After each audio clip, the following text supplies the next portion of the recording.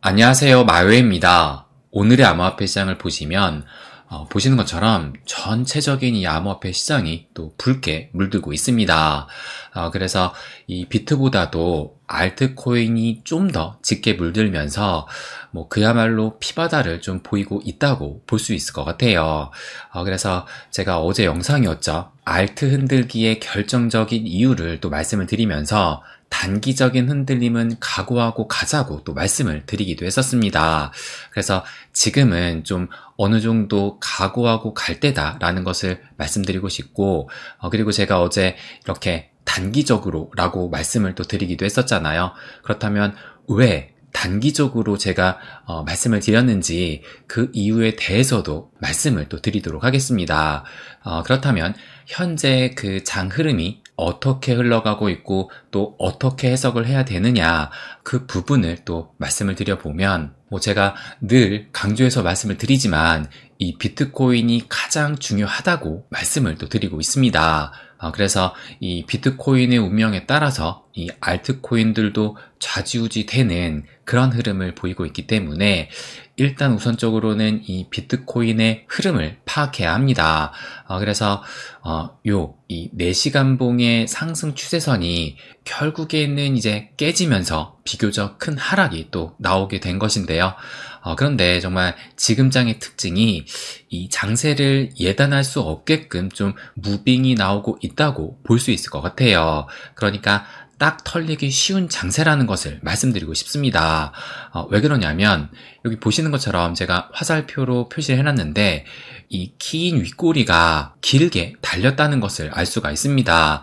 그러니까 어제 제가 텔방에 그 시간이 한 11시 14분 그때쯤에 올린 요 장체크의 자료를 보면 보시는 것처럼 어제 이 4시간 봉을 깨고 내려오는 흐름이 나왔다가 채차 좀 반등을 하면서, 그러니까 어젯밤 11시면은 이제 본격적으로 이 버거타임, 이 미국의 투자자들이 활동을 시작할 그 시기인데, 그 시기가 되면서 지금 이때만 해도 99K를 또 터치를 했었고, 그리고 이 이후로도 10만 달러를 또 넘기는 그런 흐름이 나오면서 무언가 기대를 하게 좀 만들었다가 지금 보시는 것처럼 이 가짜 상승을 만들고 그 이후에 더 크게 하락을 하면서 여기가 94.1K거든요. 상당히 급락을 했던 겁니다.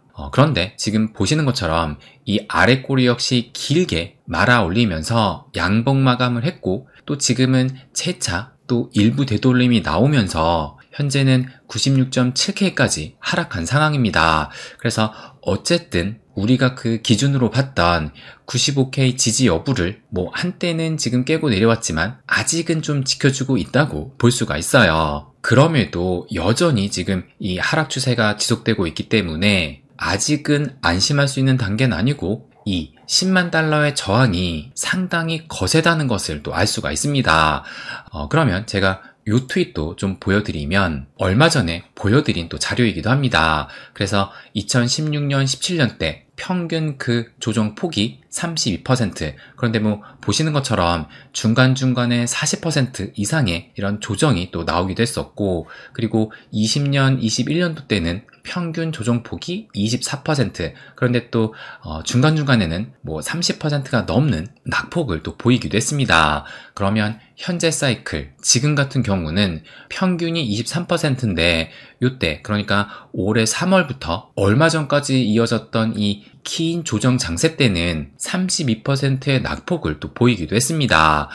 그렇다면 현 시점 이 비트 조정폭은 어떻게 되느냐, 요것을 체크를 해보게 되면 지금 어제 일봉 마감을 보시게 되면 보시는 것처럼 3.7%니까 어제 일봉의 그 낙폭을 봤을 때는 사실상 조정 축에도 못 낀다는 것을 알 수가 있어요.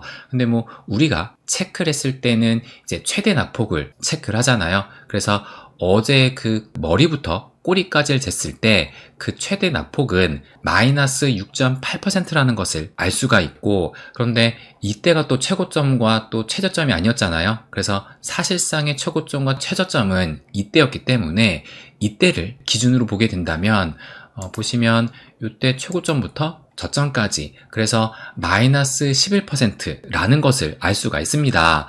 그러니까 어제 이 저점 같은 경우도 4일 전에 이때 그 저점을 깨지도 않았다는 것이고, 그리고 지난 사이클과 비교를 해서도 뭐 이때는 32%, 직전 사이클도 24%니까 그거와 비교를 했을 때 현재 최대 낙폭은 한 11%밖에 안 되기 때문에 추가적인 조정의 가능성은 저는 열려있지 않나 생각이 들기도 해요.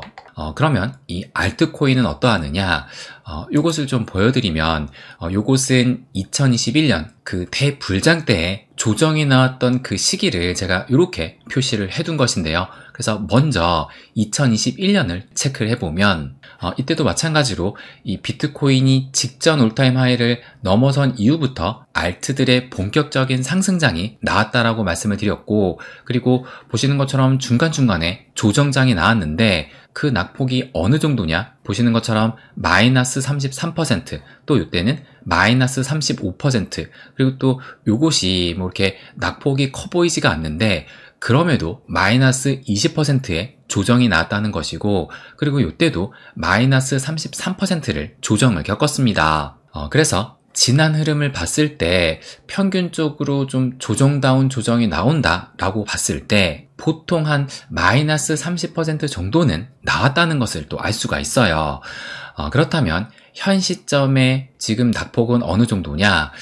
이것을 보시면 이게 이제 어제 또 오늘까지 이어지고 있는 하락세인데, 그런데 현 시점 이 최대 낙폭이 이때 고점부터 해서 어제의 꼬리까지 측정을 했을 때 그 최대 낙폭은 마이너스 17%라는 것을 알 수가 있어요. 그래서 이 지난 사이클과 비교를 해봤을 때 뭐 이때는 못해도 한 20%, 뭐 평균적으로는 한 30% 정도의 이 조정이 나왔다는 것과 비교를 해봤을 때 지금의 상황은 아직은 17%밖에 안 됐기 때문에 약간 모자른 감이 있지 않나 그런 생각이 또 들기도 합니다.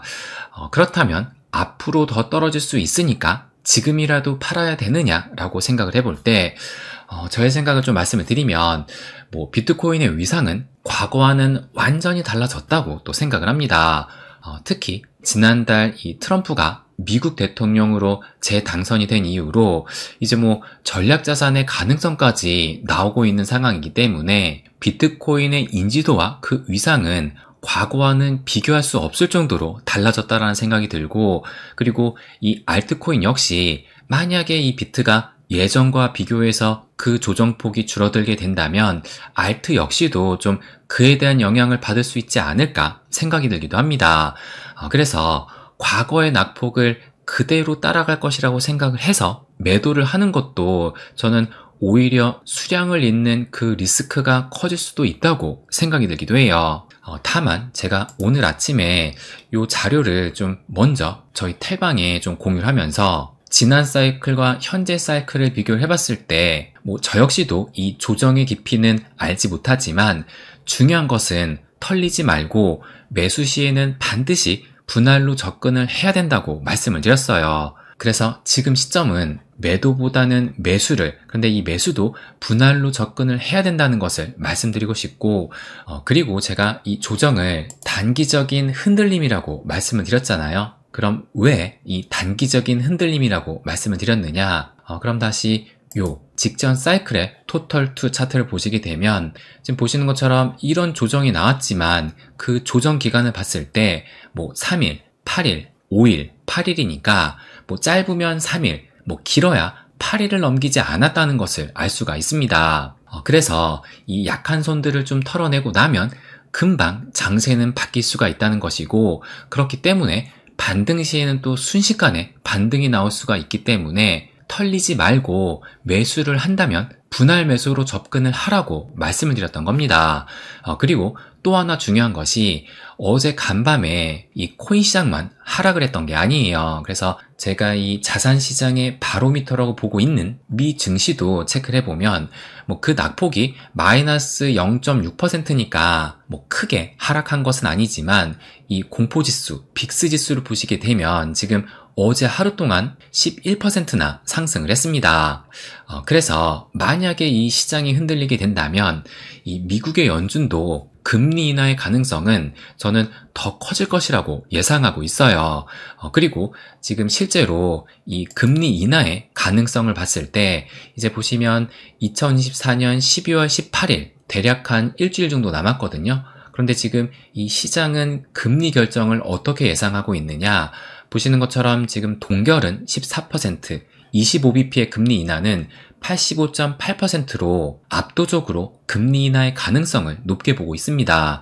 그리고 이 수치는 지금 일주일 전과 비교를 해봤을 때 일주일 전만 해도 61.6%를 기록을 했으니까 지금과 비교를 해서 대략적으로 한 24%포인트나 증가를 한 거예요. 그리고 오늘 나온 이 기사를 보시게 되면 모건 스탠리에서 이달에 이어 내년 1월에도 연준이 금리 인하를 할 것으로 전망한다. 이런 기사가 또 나오기도 했습니다. 그러니까 이 모건 스탠리 같은 경우는 제가 봤을 땐 상당히 보수적인 이 금융기업인데 그런데 그 모건 스탠리도 내년에 이 금리 인하를 전망을 하고 있다는 얘기는 지금 이 금리 인하가 이전 FOMC부터 계속되고 있는 거잖아요. 그렇기 때문에 이 지속적인 금리 인하는 결국에는 이 시장에 더 많은 유동성을 공급하는 계기가 될 것이기 때문에 그래서 단기적인 흐름에 흔들리지 말고 좀 길게 보면서 중심 잡고 가야 할 때라는 것을 말씀드리고 싶어요. 그러면 또 간단히 이 리플도 좀 체크를 해보면 리플이 지금 또 오늘까지도 상당히 지금 하락을 하고 있으면서 현재는 3,000원이 깨지면서 2,900원대를 보이고 있습니다. 그래서 2,900원마저 이제 깨질 가능성이 있어 보이기도 하는데 그런데 제가 이 리플 고래의 움직임이 상당히 중요하다라고 말씀을 드렸어요. 그래서 강력한 매도 시그널 중에 하나가 이 리플 고래들의 움직임이라는 것을 말씀을 드렸는데 그렇다면 제가 이것을 또 좀 보여드리면 제가 매일 밤 이 리플 고래들의 움직임을 또 체크를 해서 공유를 하거든요.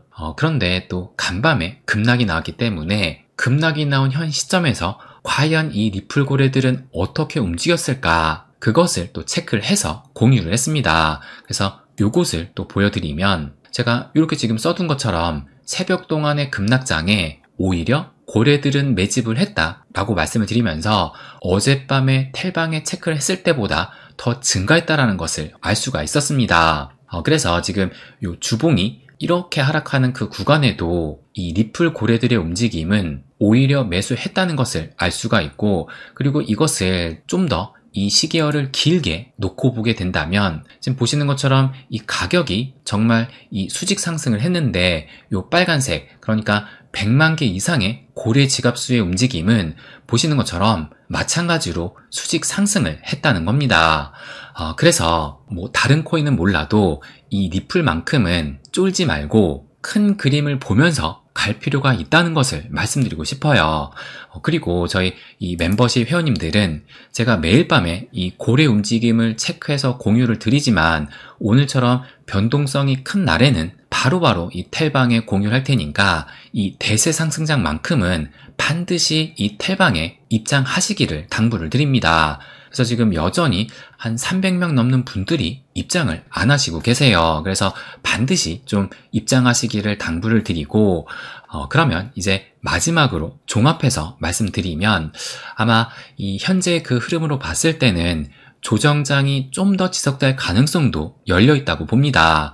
그런데 그럼에도 흔들리기보다는 매도보다는 매수, 그 매수 시에도 좀 분할로 접근을 하면서 또 단기적인 흐름을 쫓기보다는 좀 큰 그림을 보면서 스마트하게 이번 조정장세를 넘기는 것이 중요하다는 것을 말씀드리고 싶습니다. 그리고 조금 전에도 말씀을 드렸지만 이 상승장 속의 조정장은 그리 길지 않을 것이라는 것을 마지막으로 말씀드리고 싶어요.